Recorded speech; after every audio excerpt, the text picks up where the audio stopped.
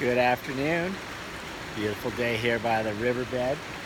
I'm sharing my shirt with you. This is one of my favorite sayings by Ben Franklin. He has a lot of great sayings, but beer is proof that God loves us and wants us to be happy. That's a good one. Anyway, what I love about that is, there's so many.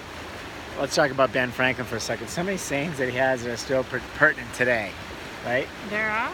Penny saved is a penny earned. Yeah. That's a good Early one. to bed, early to rise. Makes a man healthy, wealthy, and wise. Yes. That's another great one. So there's a lot of them. I think it was Poor Richard's Almanac. He had all kinds of stuff in there that, it's funny when you see some of this stuff today, it still applies. And, a lot of the stuff that we're learning, Karen and I are on this journey studying a lot of gurus. I'm going to call them gurus out there. Mm-hmm. But, all of those that are honest, that are out there saying, hey, there's really nothing new. We just got a different spin on this, whether it's law of attraction, or it's The Secret, or it's reality transurfing. There are different ways to the book spin we're it. writing, you and I have Right. discussed it. We're not sharing anything that's new. We're Right. just sharing it in a different light that we hope will resonate Right. with some people. And it's crazy because we've got this literal calling to write this Right. Well, book. who's going to buy this book if it's all old information? I was going to tell everyone this was like earth-shattering, brand new, never seen before. Buy now. Operator standing by. Well, the reality is, it is earth-shattering because we're just presenting it in a different way. Right. And I'm kidding you, by the way. No, I know you Yes. are making a joke, and you're so funny. That's one of the things that I love about you so much. And I just tell you in the world. Yeah. When I fell in love with Jeffrey, and somebody asked me, what is it about him? And I said it's his humor. I mean, Who humor. asked you that question? My father. So you can have a conversation with him I will. afterwards if he sees this video. Well,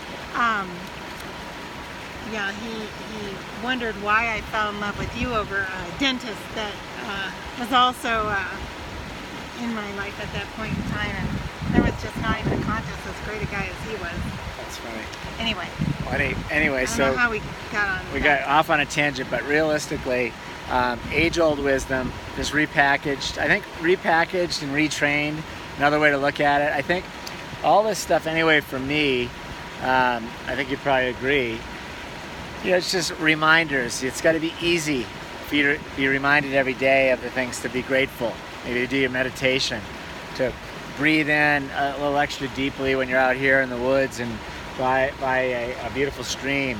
I mean, it's like, your goals. People have things written down, have planners, or they have, eating plans or diets that they're on, or workout regimens, and pick whatever it is.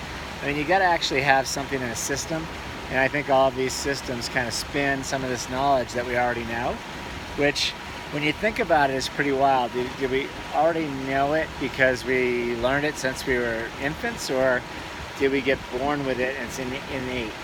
It's innate, and we actually know what's good and what's bad, what's good for us already. I think there's a lot of that too. Absolutely. I always bring up this story with you when we see parents spraying sunscreen on their kids, and we experienced it with our own kids. They would pull away, and I would just get aggravated, and I see these parents holding their kids. Stand still, I'm trying to protect you. Well, what we've learned about these spray sunscreens like Neutrogena and most of them, I'm going to say 99% of them, is these sunscreens have so many carcinogens and toxins in them. Right. And I think these kids are so smart, they innately know that they're being sprayed with a poison instead of being protected, and that's why they back off. I mean, Yeah, you it's see like it. we used to back off. I used to say, you're acting like it's poison. Well, it was. It was. It is. Exactly, and it is. Right. And they've Crazy. actually done studies that some of these are, the toxicity level that they put into your body far outweighs the benefits of the sun. Now, there are definite solutions to that. Right. I'm a big beauty fan proponent. I've actually been selling those products myself. Beauty counter. Beauty Counter for over 5 years. If you're looking for a safe, non-toxic sunscreen that's not only safe for you and your kids, but also for the environment.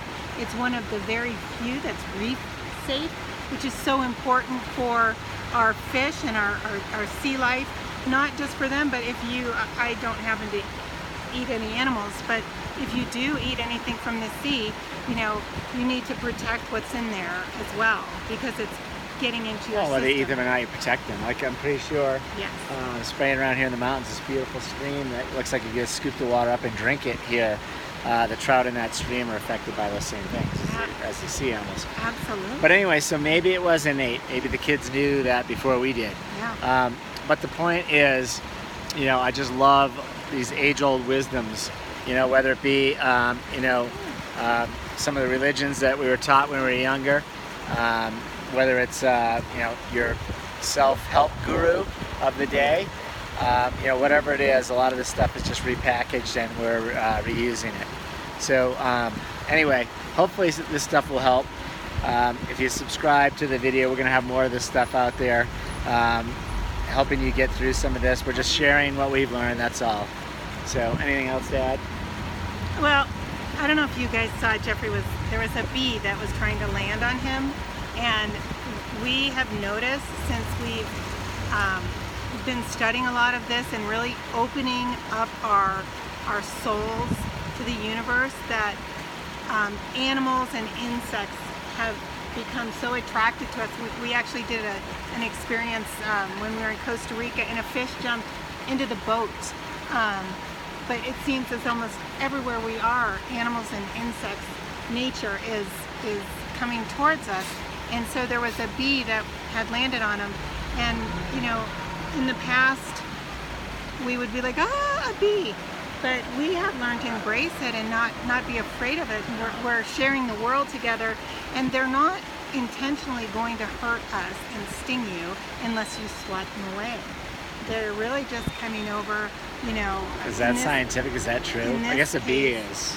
They don't want to sting you because I think they die if they use their stinger. Right?